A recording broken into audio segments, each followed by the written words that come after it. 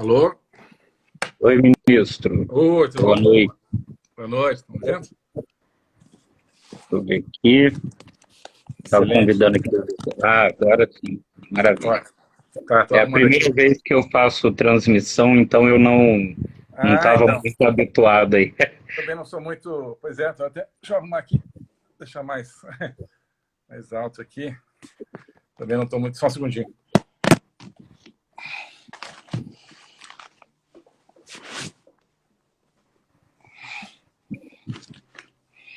Esse. Não sei se Acho o que agora está doutor melhor. Alexandre. Pronto. Ok. Aguardando, aguardando o doutor Alexandre entrar. Já enviei o convite. Ah, pois não. Deixa eu avisar ele aqui Pois no não. WhatsApp aqui.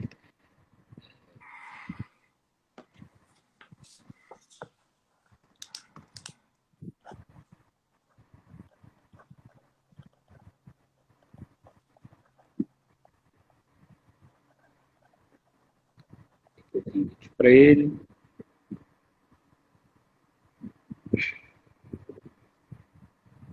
Tem bastante gente aí A interessada, né? gente já tem 81. Mas normalmente é mais, né? O Instagram fica com instabilidade. Ah, sei.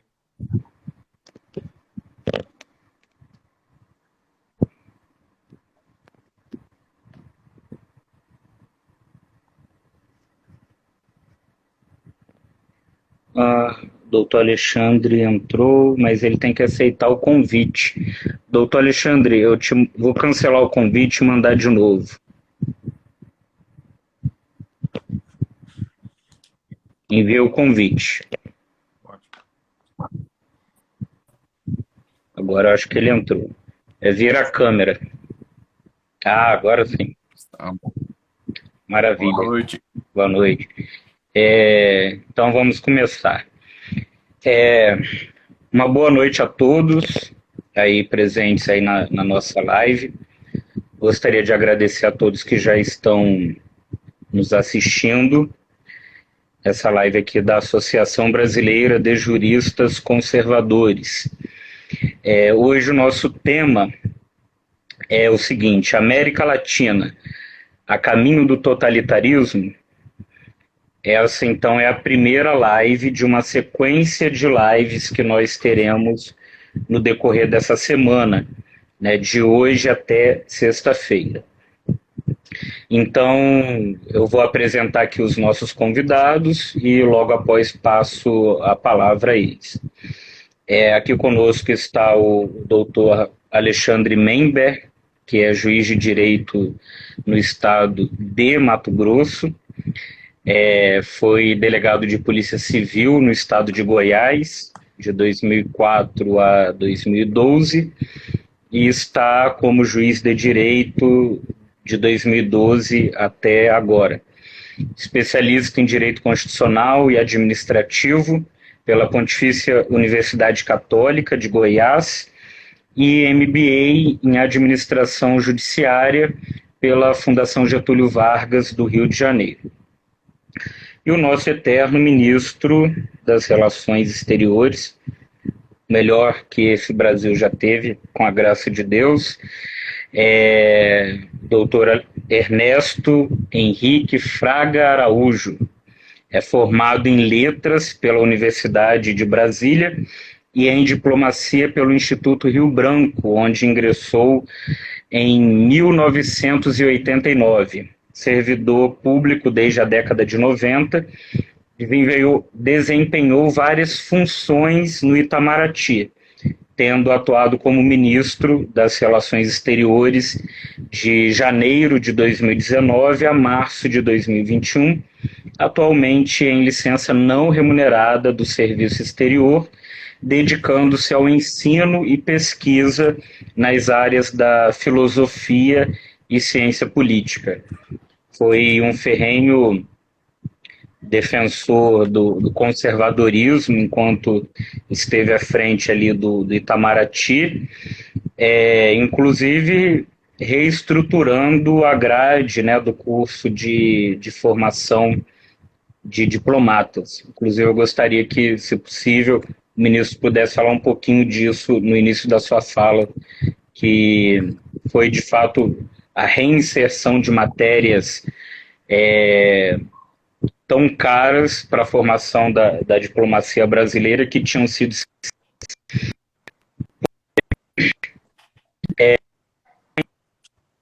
para o doutor Alexandre. Ele vai fazer uma introdução, logo depois a gente passa para o ministro e ele fica com o restante da live aí. Lembrando que aqui no Instagram é cerca de 1 hora, né, senão ele derruba a live, então a gente tem até as 20h30. E quando alguém estiver falando, a gente desliga o microfone para não dar microfonia. Então vou passar agora para o doutor Alexandre, ele faz a introdução e logo após pode passar direto para o ministro Ernesto. Bom, boa noite, presidente, obrigado pela oportunidade. Boa noite, ministro Ernesto, um prazer novamente poder participar de um evento com o senhor. Evidentemente que a presença do senhor engrandece qualquer evento. Bom, senhores, falar sobre totalitarismo na América Latina é falar sobre a nossa situação, evidentemente, pois encontramos aí inseridos nessa situação. O que difere o totalitarismo atual do totalitarismo dos séculos passados? Quando se fala em totalitarismo, a primeira coisa que nos vem à mente são os regimes propriamente totalitários que cresceram, que nasceram em razão de uma ruptura institucional, seja por uma revolta, por uma revolução, por uma insurreição militar, civil, seja lá o que for. E o que está acontecendo hoje em dia, não somente na América Latina, mas principalmente na América Latina, é a bola da vez, por assim dizer, e o Brasil está no centro dessa bola, por assim dizer, é que esse totalitarismo ele está avançando a passos curtos. Está acontecendo na América Latina o mesmo que acontece, vou fazer aqui um comparativo com aquela paródia do sapo na panela quente, onde dizem que se você inserir um sapo numa panela de água quente, o sapo vai pular na mesma hora, que seriam as revoluções que aconteceram no passado. Mas se você colocar um sapo dentro de uma água fria, uma panela, e esquentar essa panela aos poucos, o sapo ele vai se adaptando àquela temperatura, e quando a temperatura chegar num patamar tal que possa causar um dano a esse sapo, ele já não terá mais energia para poder sair da panela, então, evidentemente, morrerá queimado. E é o que está acontecendo, infelizmente, hoje na América Latina. Nós estamos aceitando várias situações que estão tolhendo nossa liberdade, e nós chegaremos num ponto tal, se nós não tivermos aí um ponto de inflexão, um ponto de retrocesso nessas concessões, nós chegaremos num ponto tal que nossa liberdade estará de tal forma tolhida que nós não teremos a possibilidade de fazer com que ela retorne ao que era antes. E como isso está acontecendo? Nós temos aí números teóricos das revoluções, do radicalismo, e um deles eu vejo que é de grande importância em relação a isso, e ele é muito pouco falado, tanto na mídia, na academia principalmente, né? Que é o Saul Alinsky. Para quem não conhece, Saul Alinsky, ele foi um indivíduo que foi o guru, apesar de não ter sido um guru direto, porque ele já faleceu, de pessoas tais como Bill e Hillary Clinton, Barack Obama, entre outros. O Saul Alinsky, ele nasceu nos anos 30, nos Estados Unidos. Ele foi discípulo de um homem chamado Frank Nitti, que era o braço direito de Al Capone, que todo mundo conhece como sendo um dos maiores gangsters, um dos maiores criminosos que já tiveram na história dos Estados Unidos. E esse indivíduo, nós podemos fazer um comparativo com o Antônio Gramsci, que Antônio Gramsci foi o teórico, Saul Alinsky é o prático. Ele foi o que trouxe a prática desse marxismo cultural, desse marxismo radical, ele possibilitou que as pessoas utilizassem essas premissas na prática. Ele escreveu um livro, em 1971, se não me falha a memória, chamado Rule for Radicals, Regras para os Radicais. Na verdade, esse livro era para ser chamado de Regras para Revolucionários, mas na época eles acharam que revolucionário iria diminuir muito a abrangência do livro. Então eles colocaram o nome do livro de Regras para Radicais. E dentre as premissas dessas regras, nós tínhamos 3 principais. A principal dessas 3 era a desinformação. E hoje o que nós vemos aí, tanto no campo político, no campo jurídico e principalmente no campo midiático, pelos grandes conglomerados de mídia, é uma grande desinformação. Para os senhores terem ideia do quão grande é a influência da desinformação em qualquer situação, teve um indivíduo chamado Jon Mihai Pacepa. Ele foi um dos maiores, um indivíduo de maior graduação que emigrou para os Estados Unidos, fugindo da zona de influência da União Soviética nos tempos da Guerra Fria.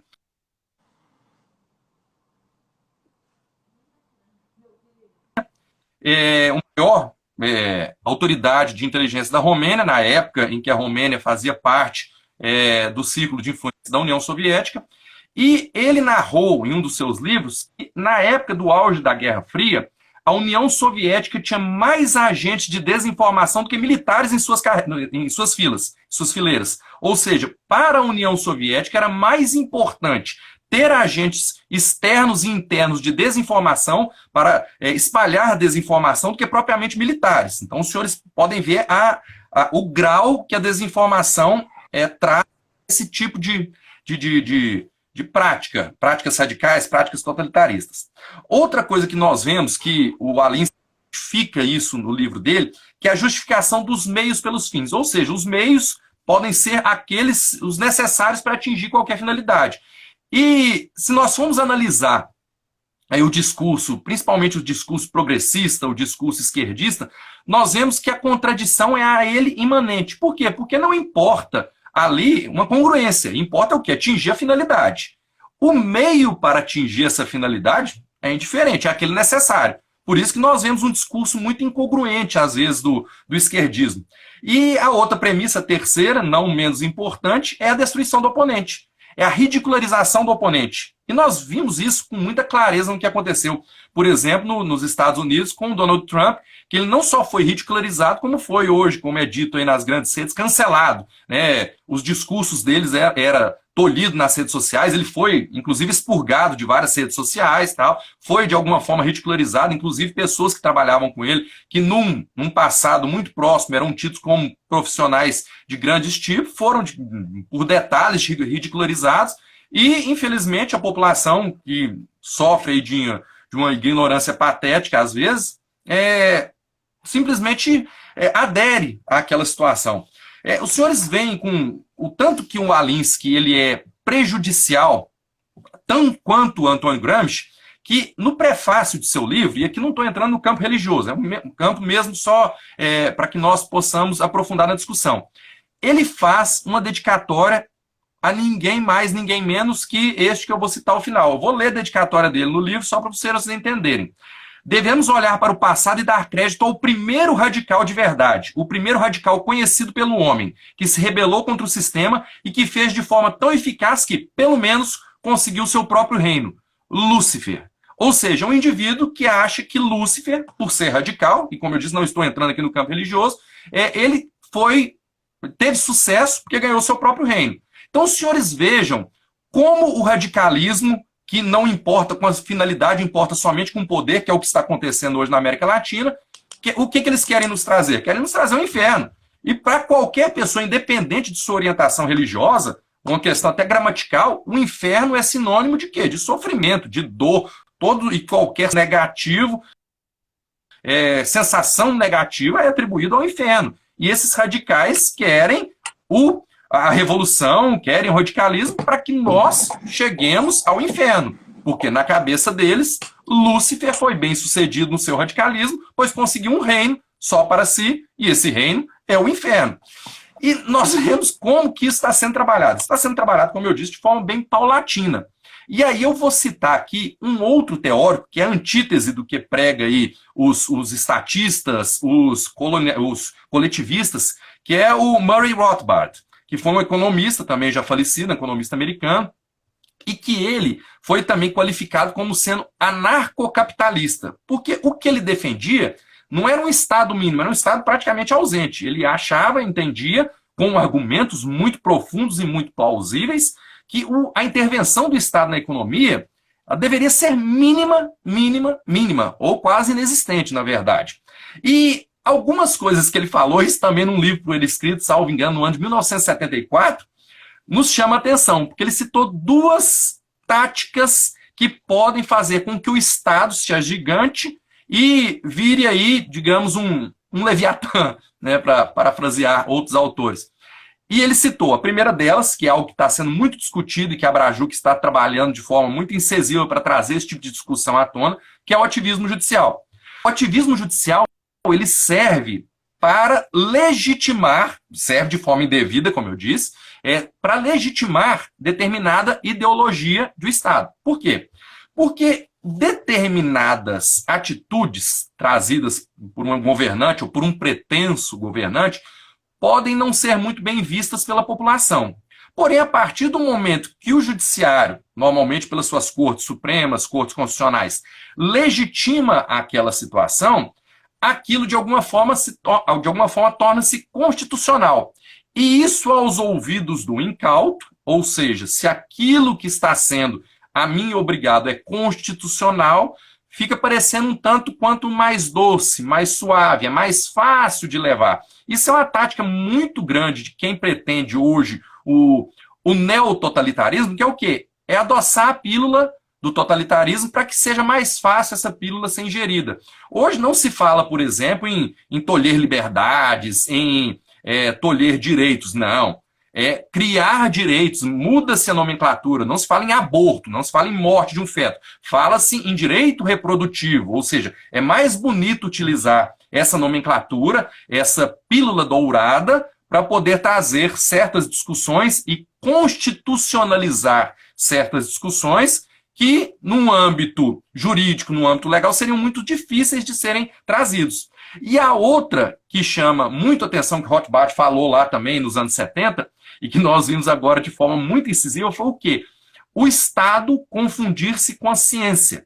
O Estado trazer para si digamos, a pecha de que é científico. E nós vimos isso com muita clareza agora pelos nossos pseudo-totalitários, pretensos totalitários, na pandemia. A pandemia, ao meu ver, foi um teste muito bem sucedido, infelizmente, para esses neototalitários que quiseram nos tolher direitos e viram que esses direitos foram tolhidos e a sociedade aceitou muito passivamente o tolimento desses direitos. Para os engenheiros sociais que pensam de alguma forma em medidas totalitárias, a pandemia foi um laboratório que trouxe extremas experiências muito negativas, ao meu ver, mas que, infelizmente, para muitas pessoas, foram aceitas de forma muito tranquila, de forma muito... E aí eu cito aqui a lei que tratou da nossa pandemia, que é a Lei 3.979, que foi uma lei editada às pressas. Havia uma necessidade da edição dessa lei até para receber aqueles chineses que foram trazidos ao Brasil por suspeita de estarem contaminados com Covid, então houve a necessidade dessa lei. Na época, então, o presidente da República, inclusive, afirmou que só iria buscar esses cidadãos brasileiros caso houvesse uma legislação que regulasse a situação deles. O ministro Ernesto, imagino que se recorda bem daquelas passagens. E dos artigos dessa lei fala bem claramente, que é o artigo 3º, o parágrafo 1º dela. O artigo 3º é o que trata de todas as possibilidades de restrição de direitos durante a pandemia. Vacinação obrigatória, restrição de direitos, quarentena, esse tipo de coisa. E o parágrafo 1º ele fala de forma muito específica que as medidas previstas nesse artigo somente poderão ser determinadas com base em evidências científicas. E nós fomos tolhidos de vários de nossos direitos sem qualquer evidência científica, por um mero achismo do Estado. E muitas pessoas aceitaram aquilo com muita normalidade. Então, hoje, infelizmente, se fizermos uma pergunta, estamos a caminho do totalitarismo? Infelizmente, sim. Na América Latina, já estamos cercados de países que, por mais que não se definam como totalitários, estão adotando medidas totalitárias. Nós podemos ver aí claramente que certos países que antigamente gozavam de liberdade e hoje, sem que tivesse ocorrido qualquer revolução, a Venezuela é um exemplo muito claro disso, não houve uma revolução, não houve uma insurreição, e hoje pode-se dizer claramente que a Venezuela é um Estado totalitário. No Chile, por exemplo, Gabriel Boric foi eleito sem falar de radicalismo. Foi eleito. Porém, agora, depois de eleito, já se mostrou a que ele veio, que já está intencionando medidas totalitárias. A Argentina, com Alberto Fernandes, da mesma forma. Tanto é que a Argentina teve o lockdown mais extenso de todo o mundo, e nós sabemos como está hoje, não somente a economia, quanto os direitos dos argentinos. E a gente pode citar aí várias situações, Gustavo Petro na Colômbia também, não sabemos como ele vai se comportar agora, mas já imaginamos pela sua situação. E isso serve de alerta, porque muitas vezes aplicação dos preceitos de Saul Alinsky, esses discursos totalitários, eles têm que ser moldados. E nós vimos aí no passado, por exemplo, vou citar aí o que aconteceu na Segunda Guerra Mundial, antes da Segunda Guerra Mundial, aliás. Hitler, quando tornou-se Führer da Alemanha, o primeiro grande expurgo no serviço público que ele cometeu foi contra o Poder Judiciário, antes, inclusive, de expurgar membros do Poder Legislativo, porque ele sabia que era necessário um judiciário fraco e alinhado ao regime, para só então depois expurgar os membros do Legislativo, para então, em 1935, editar as leis de Nuremberg. Ficaram conhecidas as leis, que é a Lei da Cidadania do Reich e a Lei de Proteção do Sangue da Honra Alemã. Nós sabemos o que aconteceu depois.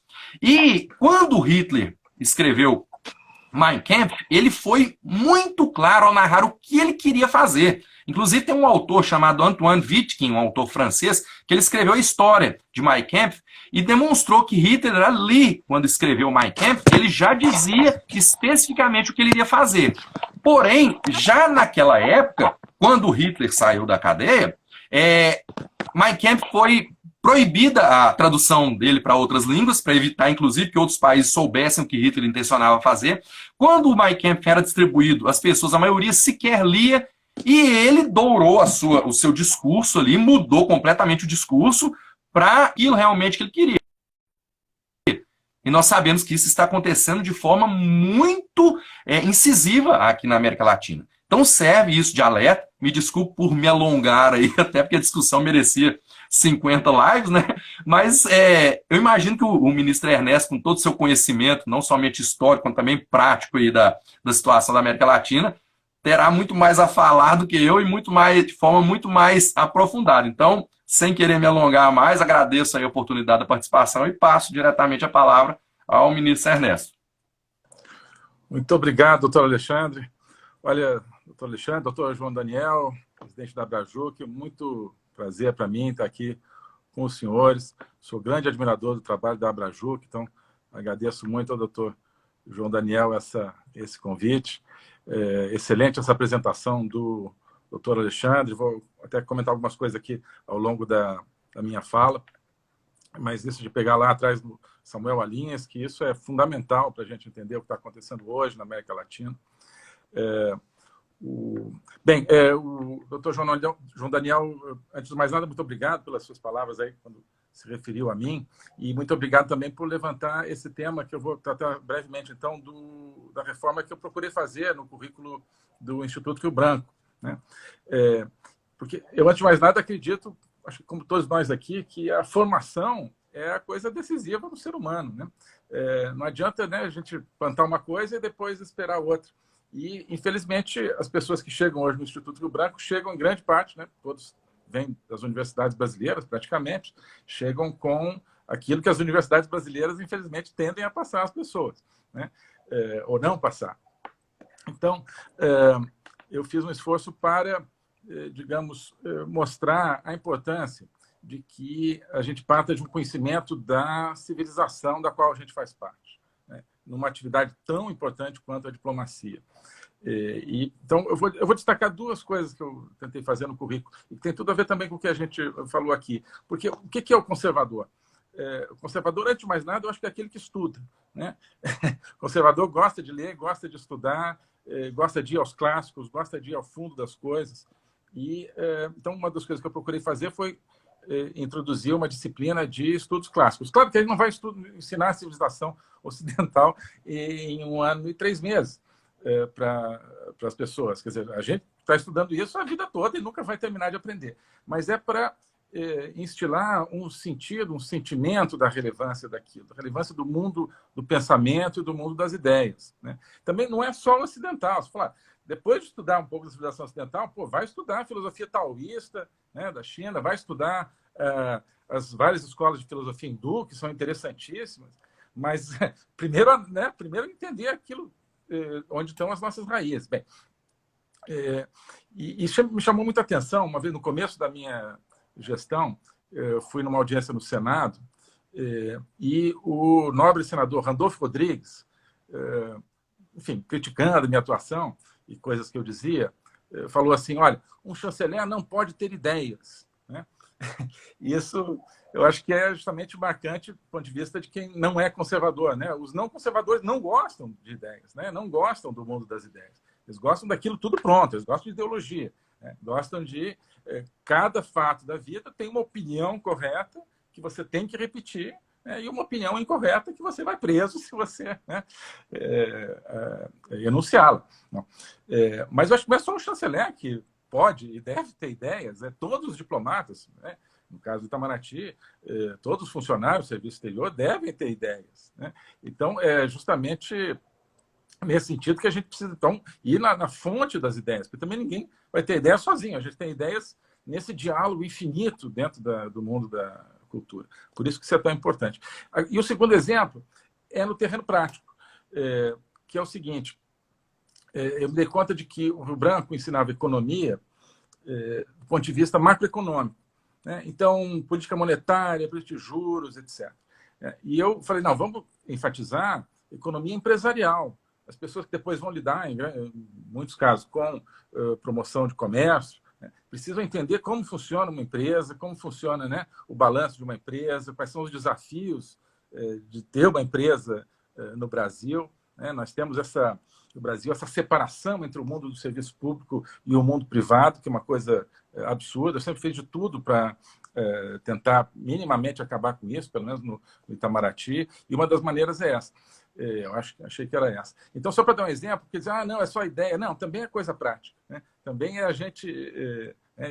sempre procurei ter na minha gestão esses dois enfoques, né? Que você não... Para você fazer bom comércio, você não precisa renunciar aos seus valores, né? E para você ter valores, você não precisa deixar de... Então, essa dupla vertente assim, que eu queria enfatizar aqui, e obrigado por ter levantado isso. Bem, sobre o tema que nos reúne aqui... Ministro Ernesto, só um minutinho, aproveitar aqui que eu esqueci de falar no início.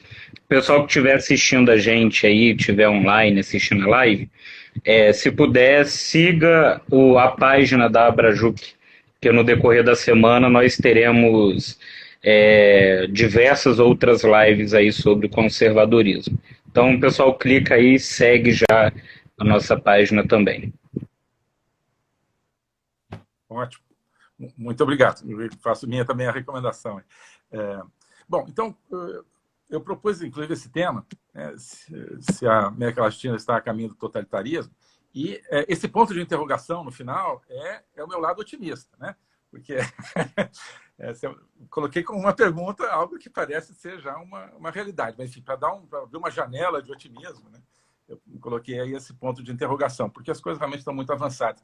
E para entender esse avanço, acho que a gente precisa ir no mundo, não é só na América Latina. E eu queria introduzir falando de algo que eu vi hoje, o discurso do príncipe Harry, da família real britânica, no plenário lá das Nações Unidas. Ele foi convidado lá para falar no dia do Nelson Mandela e fez um discurso onde ele disse o seguinte, que existe um assalto global, um ataque global à democracia e à liberdade. E ele aí foi falando de exemplos onde se dá, ou das áreas onde se dá isso. E ele falou da pandemia, falou da mudança climática, falou da desinformação, falou da guerra na Ucrânia e falou do que ele chamou de retrocesso nos direitos constitucionais nos Estados Unidos, referindo-se, obviamente, à decisão da Suprema Corte que cassou, digamos, a decisão Roe versus Wade sobre o aborto, né?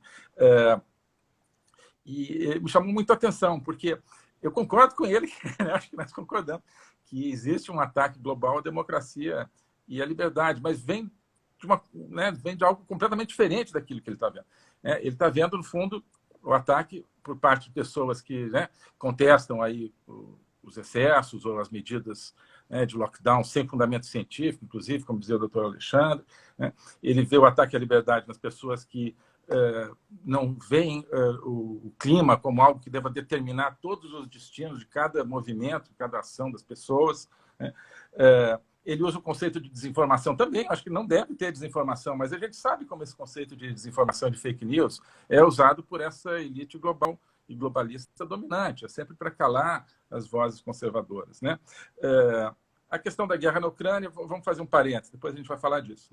Quer dizer, o grande exemplo que ele dá desse ataque à democracia é o fato que a Suprema Corte americana decidiu que não há um direito constitucional ao aborto, portanto, não é matéria constitucional, não é matéria da Suprema Corte, e cada Estado americano deve ter o direito de que os seus legisladores votem se o aborto será ou não permitido, ou se será em quais circunstâncias. Então, é a decisão mais democrática que existe. Realmente, o esforço que foi feito, não estamos aqui para falar disso, poderíamos fazer uma live sobre o Roe versus Wade, e agora a nova decisão da Suprema Corte. Mas o esforço que foi feito para ler o aborto dentro da Constituição americana é um absurdo. E essa Suprema Corte agora, sem papas na língua, disse isso, que aquilo não tem sustentação. Os próprios defensores do aborto disse, não, a gente encontrou nas penumbras da Constituição americana o direito ao aborto e tal. Então, o que a Suprema Corte fez? Olha, devolver a coisa às regras do jogo. Olha, a Constituição nem permite, nem proíbe o aborto. Não há como ler isso na Constituição. Então, os legisladores que votem, se os legisladores de um Estado quiserem votar, olha, pode o aborto até o último dia da gravidez, como em alguns Estados já tem, infelizmente, do meu ponto de vista, mas, enfim, se votou a lei, aquela lei está lá. A Suprema Corte não proibiu o aborto. Mas é muito interessante isso ser visto como definidor de um ataque à democracia e à liberdade. Então, a gente vê o quê? Na concepção aí do Príncipe Harry, que acho que reflete a concepção dominante do mainstream no mundo, no caso, assim, esses dogmas do politicamente correto, entre eles o aborto, é que são definidores da democracia. Então, aborto de qualquer jeito, não importa se está dentro da Constituição ou se não está. Quem é a favor disso, não importa se está rasgando ou torcendo a Constituição, é democrático. Quem quer seguir a letra da Constituição não é. E aí, analogamente, a mesma coisa pode se aplicar à pandemia. Então, quem acha que, olha, temos que relativizar essa coisa do controle social por causa da pandemia. Não, essa pessoa que diz isso é antidemocrático. Democrático é só quem quer o lockdown total, o controle absoluto da vida das pessoas por causa da pandemia. E assim por diante. Então, você vê, por essa definição, por exemplo, a China. A China tem aborto, inclusive durante muito tempo incentivaram o aborto e forçaram as mulheres a fazer aborto, em muitos casos, na política de um só filho. A China tem todo um discurso na questão do clima, de sim, precisamos de energia renovável e tal, embora grande parte não o pratique. Bom, pandemia, eles aqui, de certa forma, introduziram o lockdown lá em Wuhan, no começo da pandemia, agora de novo em Xangai. Então, a China, por essa definição do Príncipe Harry, não é ameaça à democracia, muito pelo contrário, é totalmente democrático. Enquanto que as correntes políticas que querem uma democracia pela lei, que querem uma liberdade predominando sobre determinadas normas de saúde, tudo bem, mas com os direitos civis respeitados, que querem que o direito ao aborto seja matéria de lei, votada pelos congressistas de qualquer país ou de qualquer jurisdição. Tudo isso não é considerado democrático. Então, quando hoje, nesse mainstream mundial, se fala de ataque à democracia, o que eles estão vendo? No fundo, quando se fala de risco à democracia, quem é o risco para eles? Somos nós. São os conservadores. Por quê? Porque os conservadores, nós queremos que o sistema democrático funcione como deve funcionar. Com divisão de poderes, com leis iguais para todos, com os poderosos sujeitos às mesmas leis às quais estão sujeitos os que não têm poder nenhum, né? Ou seja, né, o Estado democrático de direito, com eleições limpas, né? Um tema aí muito presente. Coisas que, aliás, estão na Declaração Universal dos Direitos Humanos. Né?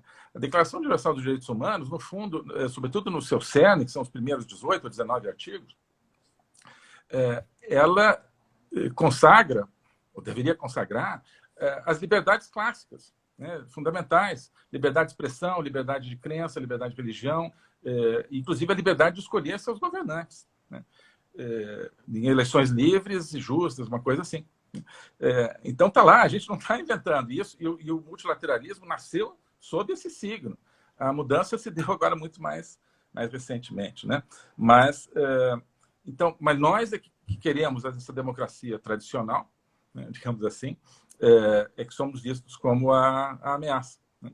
Porque eles agora têm o direito de definir o que é a democracia, né? Porque eles controlam a máquina de propaganda. Então, eu tenho procurado, inclusive, examinar isso. Eu passo uma breve referência no curso que eu estou ministrando online sobre, enfim, globalismo, basicamente. Definir o globalismo muito mais como um sistema de discurso do que propriamente como um sistema de poder, ou melhor, um sistema de poder através do discurso, né? Porque o que está acontecendo no mundo é que o discurso mudou completamente, o discurso admitido e o discurso condenado, né? E através deles nós temos, por exemplo, hoje um conceito completamente diferente de democracia do que aquele que a gente aprendeu, né? Isso não é uma coisa teórica, porque a partir desse controle de discurso vem um direcionamento de todos os instrumentos de poder em benefício de determinadas classes, determinadas elites que perpetuam o seu poder por meio desse controle do discurso, né? Enfim, então, hoje nós temos aí essas penumbras, né, que estariam, né, segundo o pessoal que defende o aborto lá na Constituição americana. Tem novas penumbras aí pelo mundo, e dessas penumbras, de repente, surgem uns monstros, assim, que você vai, onde é que estava isso? Né? Em que declaração que está isso? Em que acordo? Em que... Não. Né? São os famosos consensos globais, né? Isso é extremamente perigoso. Isso é extremamente perigoso. Acho que eu falei desse tema dos consensos globais numa live anterior na Abrajuc. Então, aqueles que eu, por acaso, tenho ouvido e se lembrem, me desculpem eu repetir. Mas isso é um problema gigantesco. O que é o consenso global? Significa esses controladores do discurso dizerem, olha, por exemplo, direito universal ao aborto é um consenso. Né? Todo mundo... É um consenso de quem? Não, democracia não funciona por reconhecimento de consensos globais. Funciona de acordo com as regras de cada país, né, mas que são mais ou menos as mesmas. Você elege representantes vão lá e fazem as leis, né? E se não tiver maioria, não tem aquela lei. Claro, de acordo com determinados princípios constitucionais, que, por sua vez, entende-se, embora não tenhamos uma Constituição global, mas entende-se que esses princípios nacionais têm que respeitar a Declaração Universal de Direitos Humanos, por exemplo, né? Mas a verdadeira Declaração Universal de Direitos Humanos, e não o consenso global, digamos, né, de que direitos humanos é o direito ao aborto, né, ou de que direitos humanos são o direito dos governos de imporem né, restrições absurdas, né, ou né, tratamentos aí, mandatórios às pessoas, e assim por diante. Então, a gente vê hoje, claro, tem alguns instrumentos que são escritos, como o Acordo de Paris, por exemplo, né, mas que eles mesmos não são considerados mandatórios, acordos que são considerados acordos, mas nunca foram votados por parlamentos, como esse acordo do metano, que vai restringir brutalmente a produção de carne, por exemplo, tudo com base nos dogmas do clima, e todos essas medidas aí do ESG, né, que está se falando tanto, né, ou seja, Environment, Social and Governance, né, que os investidores têm que se guiar, no fundo, pelo politicamente correto, né? É isso que está nesse consenso. Então, é uma mudança epocal, como se diz, né? Porque depois de 4.000 anos ou mais, né, desde o Código de Hammurabi, desde então a lei é escrita. né? Claro, você discute os princípios gerais do direito, e, enfim, o próprio direito natural, que eu sou muito, assim, tenho uma tendência, como modesto estudioso disso, sou muito simpático com o conceito de direito natural, mas o cerne do direito é o direito escrito há 4.000 anos, né? E isso está acabando, né? Por causa desses consensos. Então, onde é que está esse mandato? Ah, não, mas é porque todo mundo sabe que as mulheres têm que ter o direito ao aborto. Né? Como que todo mundo sabe? Né? Não, mas você é um totalitário. Mas não, onde é que está escrito? Né? Então, nós começamos a apontar, no fundo, no rumo da consagração de um certo conteúdo político das sociedades, né? A partir de um determinado conteúdo ideológico, né? Onde a democracia passa a ser um regime que é governado não pelas leis, mas governado por determinadas opiniões que prevalecem de acordo com uma ótica essa do consenso, né? Uma espécie de moral globalista, ou global, digamos assim, né? Então, é o que eu chamaria a democracia woke, né? Que não é mais a democracia que a gente conhece. Muito brevemente, se eu puder propor, eu acho que nós podemos falar de uma democracia conservadora, que, a meu ver, é a democracia ideal, que é aquela que respeita a letra da lei, né, e respeita também os valores da comunidade, expressos aí através da sua filosofia, da sua moral, dos seus sentimentos coletivos, do direito natural, da sua religião, inclusive, né? Mas onde essas duas convivem. Acho que, como em tudo, o conservadorismo é aquele ambiente onde as coisas convivem, né? Então, os valores e a lei escrita, né? A democracia liberal é onde a democracia se baseia na lei escrita, né? Que já está bom, né? Já está bom. Eu acho que o ideal é que os valores estejam em diálogo com a lei escrita, né? Mas a democracia liberal das últimas décadas é o respeito à lei, né? Mas nós estamos agora na democracia woke, né? Onde a democracia não é mais o respeito à lei, é o respeito a determinados dogmas, né? Sobretudo nas áreas aí de gênero, na área de clima, né? Agora na área de saúde. E isso, né? Existe uma constituição global não escrita, né? Que está surgindo, né? Que é basicamente isso. Não se pode mais falar de democracia liberal nos países da tradição democrática liberal, muito menos uma democracia conservadora, que se ligaria também aos valores, né? E, portanto, o totalitarismo está avançando não só na América Latina, mas no mundo todo. Esse é que é o problema, né? Ele avança sob o disfarce da democracia, desse conceito de democracia, não só um disfarce assim, para as pessoas não notarem, mas porque isso permite que qualquer crítica ao funcionamento das instituições, né, ou aos seus integrantes seja considerado um ataque à democracia. Isso é um problema brutal, né? Não pode existir democracia onde a própria democracia não possa ser criticada, né?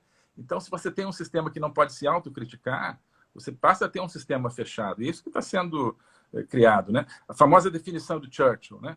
Que é a exceção de todos os outros. Quer dizer, ele não disse que ele é o melhor, disse que, ou seja, o que ele quis dizer? Que ela tem defeitos, né? Que a democracia tem defeitos. Qualquer regime democrático tem defeitos. Então, é preciso que eles sejam discutidos para que a democracia possa se aperfeiçoar. Mas hoje, toda essa linha de pensamento aí, globalista, woke, etc., parte do princípio de que a democracia é uma coisa inquestionável, não por ela, quer dizer, ela é perfeita, é inquestionável, né? Não porque, no fundo, ela seja, mas porque, com isso, eles ganham o direito de excluir do debate as pessoas que fazem uma autocrítica que faz uma crítica da democracia dentro da democracia. Então, isso é perigosíssimo, né? Mais do que perigoso, isso é destrutivo para uma democracia. Mas esse é um dos disfarces, né, para o avanço do totalitarismo. Acho que era um pouco uma democracia soviética, era um pouco assim, né? Olha, nós temos um regime democrático do mundo aqui, que é a ditadura do proletariado, isso é que é a verdadeira democracia, e se você discutir aí é porque você é um burguês contra-revolucionário, você vai preso. Nós estamos indo para esse mundo. E o outro disfarce é o multilateralismo, eu diria. Por quê? Porque no mundo a democracia, essa democracia woke, né, de agora, ela só é usada para calar os críticos dentro das democracias, dentro dos países democráticos, nunca para enfrentar os países totalitários, as potências totalitárias, né? Então, jamais é requerido da China, por exemplo, principalmente, que ela obedeça, né, as regras, digamos, de convivência democrática interna, né, que estão lá na Declaração Universal de Direitos Humanos, né? Mas a democracia ela desapareceu do sistema multilateral. No sistema multilateral não se fala de democracia. Só quando, como hoje lá, o príncipe Harry na ONU, é para usar o conceito de democracia contra os conservadores, contra aqueles que querem uma democracia tradicional, né? Mas jamais existe ali a preocupação de, olha, precisamos de um mundo mais democrático, portanto, não podemos ter né, grandes potências totalitárias expandindo o seu poder, né? Uma ONU comprometida com a democracia deveria trabalhar nessa linha, né? Então, o Ocidente, quer dizer, o que tem acontecido, né? O Ocidente, isso é um grande problema. Ele desistiu de, digamos, ser democrático, né? Então, você fala, não pode impor democracia aos outros. Está bem, isso a gente pode discutir. Mas o próprio Ocidente, né, desistiu de viver a democracia tradicional e a substituiu por essa democracia politicamente correta, né? E o inimigo é o inimigo interno, o conservador, e nunca o externo. E o totalitarismo ele avança na América Latina por causa de tudo isso, tá? Vou tentar citar aqui em alguns pontos específicos. Primeiro, né, por que o totalitarismo avança na América Latina? Porque o Ocidente desenvolveu essa falta de, ou melhor, evoluiu em relação à democracia. O Ocidente deixou de acreditar na democracia tradicional, deixou de pregá-la, né? Deixou de viver nessa vida complexa da democracia. Preferiu dizer, olha, não, democracia é uma coisa perfeita, fechada, está aqui, pronto, é isso, né? Não pode criticar. Segundo, né, porque o multilateralismo, como eu disse, não se preocupa mais há muito tempo em defender a democracia. O multilateralismo ele só cria instrumentos de controle que vão contra a democracia, né? O clima, né, a pandemia, né? Vamos esperar aí o acordo de pandemias da OMS, que deve ficar pronto em 2024, né? Não acho que venha coisa boa aí, né, em termos de liberdades, mas enfim. Terceiro, essa questão dos consensos globais, eles vão todos no sentido do quê? Também, isso é importante. Eles vão todos no sentido da desarticulação do tecido social nos países. Todos na desarticulação das forças vivas das sociedades nos países democráticos, né? As sociedades passam a ser esfaceladas aí entre comunidades de gênero, comunidades de raça, com fobias de toda ordem, ismos de toda ordem, criados para dividir as pessoas, né? Aliás, um parênteses aqui. O príncipe Harry estava lá hoje, né, nessa cerimônia justamente Mandela, né? Enfim, a evolução que houve na África do Sul, o fim do apartheid. E eu também acho curioso isso. O fim do apartheid ele é um triunfo da democracia liberal, porque ele é um triunfo do princípio da igualdade de todos perante a lei, que obviamente não vigorava no apartheid, né? Mas ele não é apresentado como tal, ele é apresentado hoje como triunfo dessa ideologia woke, dessa ideologia que, no fundo, classifica todo mundo por raça, por gênero, etc., né? Então, está errado. O fim do apartheid foi pela aplicação da nossa democracia, da democracia que a gente entende no Ocidente. A África do Sul era uma aberração dentro de uma comunidade democrática. Mas não é isso. As pessoas hoje celebram, né, Mandela como alguém que é um símbolo de uma sociedade racializada, que é o que está acontecendo nos Estados Unidos, né? Uma sociedade dividida pelo princípio da raça. Enfim, um quarto ponto. Também nessa esfera do enfraquecimento da sociedade, mas essa vigilância permanente que se impõe hoje, ela vai matando o sentido de inovação das pessoas, o sentido de criatividade, né? Vai matando também, digamos, o próprio sentimento de estar bem numa determinada comunidade. Eu vou citar aqui um autor que não gosto muito, mas, enfim, escrever um negócio, então paciência eu tenho direito de citar, que é o Paulo Coelho. Ele tem uma frase que eu acho boa, que é o seguinte, que lar é onde não há perigo em ser o que somos. Tá? Então, o que é uma família? Uma família é onde não tem perigo em você falar as coisas. Né? É a sua comunidade, onde você pode ser quem você é. Hoje isso não existe mais. Hoje, dentro da sua família, você está em perigo permanente. Se você falar um negócio, olha, eu acho que é vacina, não sei o quê, você pode ser excluído da própria vivência familiar, para não falar da vivência no seu grupo social, no seu emprego, etc. Né? Muitas vezes legalmente excluído. Né? Então, hoje há perigo em toda parte. Eles criaram uma sociedade onde você vive, né? Cada frase é um perigo. Né? Cada frase, se você não pronunciar a opinião politicamente correta daquele dia, porque também vai mudando, você está em perigo, né, de sofrer. Então, isso também não é um sistema jurídico minimamente democrático. Bem, quinto ponto, colocar o comércio acima da liberdade. Né? Isso, então, também o Ocidente, ao desistir de ser democrático, ele resolve ser pragmático no mau sentido. Quer dizer assim, olha, não importa nada, só importa o comércio, só importa as relações econômicas, e começa a sacrificar os seus valores democráticos em função dos seus interesses. Né? Agora, com a guerra da Ucrânia, pela primeira vez em 30 anos, as pessoas estão se dando conta de que isso não deu muito certo. A Alemanha, por exemplo, está dizendo, nós quisemos comprar o gás da Rússia barato, o que nós fizemos? Alimentamos aí um monstro que agora está querendo dominar toda a Europa. Né? Mas durante 30 anos foi isso aí, foi colocar o comércio acima de tudo e esquecer os valores. Então, eu tenho dito, quem diz que está colocando, digamos que quem coloca os seus ditos interesses acima dos seus princípios, na verdade, o que está fazendo? Além de sacrificar seus princípios, está colocando seus interesses imediatos acima dos seus interesses de longo prazo. E está sacrificando os seus interesses de longo prazo. Né? Então, não é só uma questão entre valores e interesses, onde eu acho que todos os valores prevalecem na hora do vamos ver. Mas, além disso, é uma questão entre interesses de longo prazo e curto prazo. E isso muitas vezes não é lembrado. Né? Vou acelerar aqui, porque eu sei que a gente tem uma hora. Né? Mas, um sexto ponto.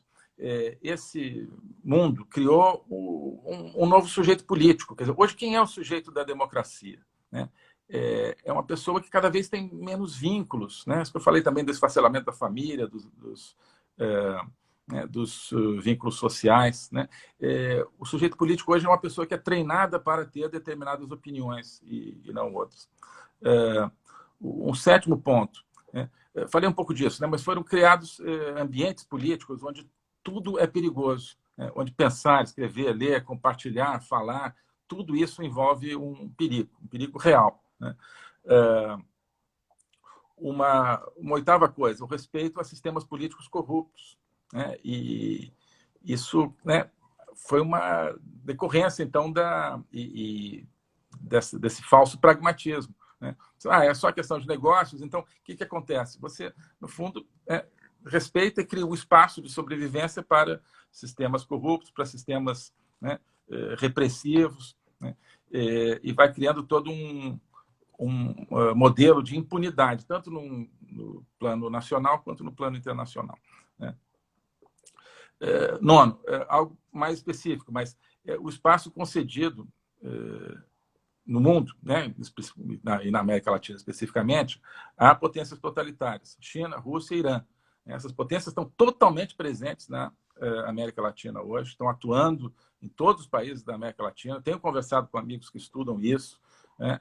Isso é fato, não é uma teoria da conspiração. Isso está presente. Né? Um décimo ponto, né, que tem a ver com isso, quer dizer, é o conluio entre o multilateralismo e os regimes totalitários, as propostas totalitárias na América Latina. Basicamente, o Foro de São Paulo. Né? O multilateralismo, ao esquecer a democracia, esqueceu a democracia também na América Latina. Né?